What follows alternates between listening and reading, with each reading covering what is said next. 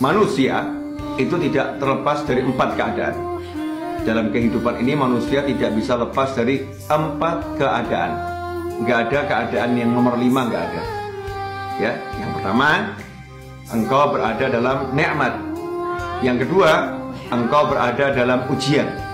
Yang ketiga, engkau berada dalam ketaatan. Yang keempat, engkau berada dalam kemaksiatan.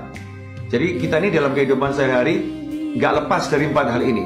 Entah sedang dalam keadaan nikmat, atau dalam keadaan susah, ujian, atau dalam keadaan ta'ah, atau naudzubillah min dzalik dalam keadaan maksiat. Nah, maksiat. Keempat hal ini ada haknya, ada tugas ya dalam 4 hal ini. Kata Syekh Abu Abbas Al-Mursi rahimahullah, kalau engkau berada dalam nikmat, tugasmu adalah bersyukur, mensyukuri nikmat tersebut. Kalau engkau berada dalam keadaan ujian, nggak enak, maka tugasmu adalah bersabar. Kalau engkau berada dalam keadaan taat, diberi kemampuan untuk taat oleh Allah Subhanahu wa taala, maka tugasmu adalah syuhudul minnah. Saksikan bahwasannya yang memberi kamu kesempatan untuk taat, memberi kamu kekuatan untuk taat, memberi kamu taufik untuk taat, itu murni Allah Subhanahu wa taala. Dan yang keempat, kalau engkau dalam keadaan maksiat, maka tugasmu adalah segera istighfar, minta ampun, dan bertobat kembali kepada Allah Subhanahu wa ta'ala.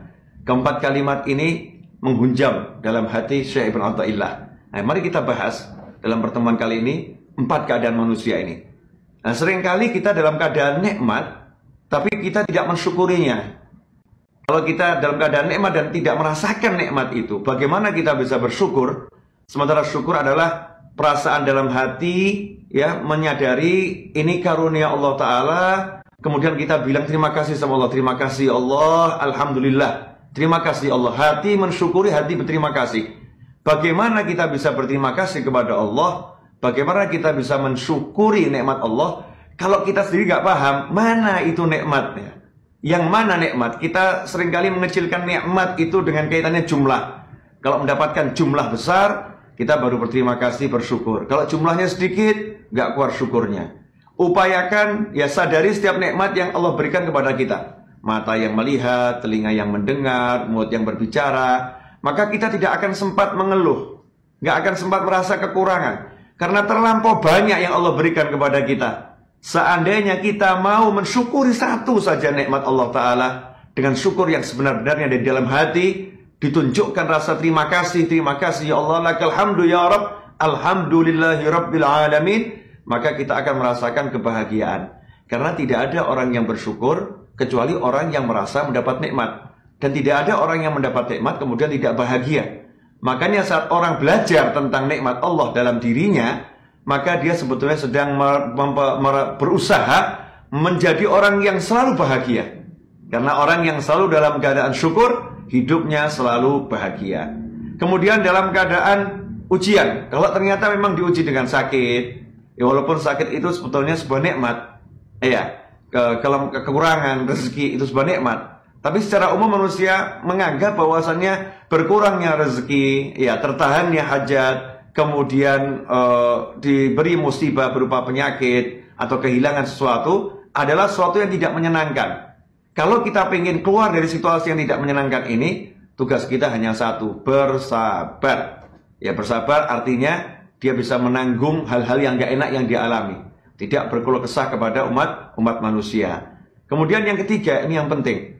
Seringkali orang ketika bisa taat lupa kalau yang memberi dia kemampuan taat itu Allah Subhanahu wa ta'ala. Sehingga ketika dia taat, dia melihat orang lain yang belum taat, dia merasa lebih hebat, dia merasa lebih baik, dia merasa lebih soleh. Nah, perasaan ini ujub, berbangga diri dan sombong, kibir.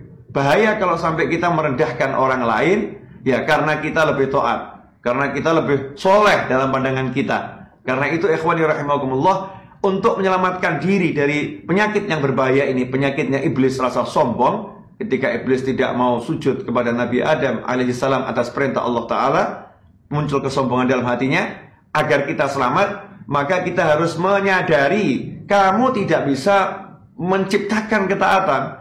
Yang menciptakan ketaatan itu Allah Ta'ala. Yang memberi kamu kemampuan taat itu Allah Ta'ala. Yang beri kesempatan Allah Ta'ala. Yang beri hidayah Allah Ta'ala. Maka seharusnya kita bersyukur, alhamdulillah, terima kasih ya Allah, Engkau telah pilih aku. Ya, Engkau telah pilih aku untuk taat kepadamu. Tanpa kita merendahkan orang lain, justru akan timbul rasa sayang kepada orang lain yang belum mendapatkan kesempatan untuk taat. Di situ nanti kita akan mendoakan seluruh umat Nabi Muhammad SAW. Yang keempat, kalau dalam keadaan maksiat, ya dalam keadaan maksiat jangan putus asa. Yang tadinya taat, tiba-tiba maksiat. Ingat, kita punya Allah yang maha kuasa, Allah yang maha hebat, Allah yang maha mampu mengampuni sebesar apapun dosa kita. Makanya kalau kita sadar ibadah itu jalan mendekat kepada Allah, ketika kita terpleset dalam kubangan kemaksiatan, terjerumus dalam dosa, maka seharusnya segera bangkit dan kejar Allahnya, datangi Allahnya, minta maaf kepada Allahnya, minta ampun kepada Allahnya. Dan Allah sudah bilang, siapa yang mendekat kepadaku dengan berjalan, aku menghampirinya dengan berlari. Iya, artinya apa? Allah lebih cepat mengampuni kita, Allah lebih cepat memaafkan kita daripada permohonan maaf kita itu sendiri. Baru terbetik niat untuk minta maaf, Allah insya Allah sudah memaafkan. Karena itu kalau kita terjerumus dalam maksiat, mari segera istighfar, minta ampun, dan bertobat kepada Allah Subhanahu wa Ta'ala. Nah, insya Allah pertemuan episode ini bisa memberikan semangat kepada saya khususnya, dan kepada hadirin pemirsa dimanapun Anda berada, untuk selalu bersyukur, kemudian bersabar, kemudian mensyukuri nikmat taat itu sendiri, dan yang terakhir tidak berputus asa saat terjerumus dalam maksiat, justru mengejar ampunannya Allah Subhanahu wa Ta'ala. Perbanyak istighfar, mohon ampun kepada Allah Subhanahu wa Ta'ala. Semoga berkah dan manfaat. Insya Allah kita segera bertemu pada episode yang berikutnya. Jangan lupa subscribe channel Habib Novel Al-Idrus ini, ya. Kemudian kasih komentar. Kalau Anda suka, kasih komentar. Suka, nggak suka, beri komentar. Agar kami bisa belajar juga, ya. Belajar apa yang tidak Anda sukai, sehingga bisa menampilkan yang lebih baik dan lebih bagus.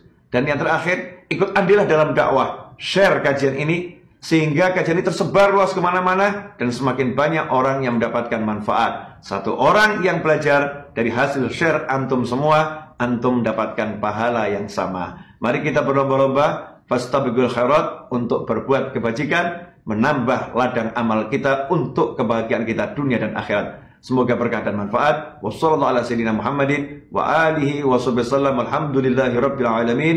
Wassalamualaikum warahmatullahi wabarakatuh.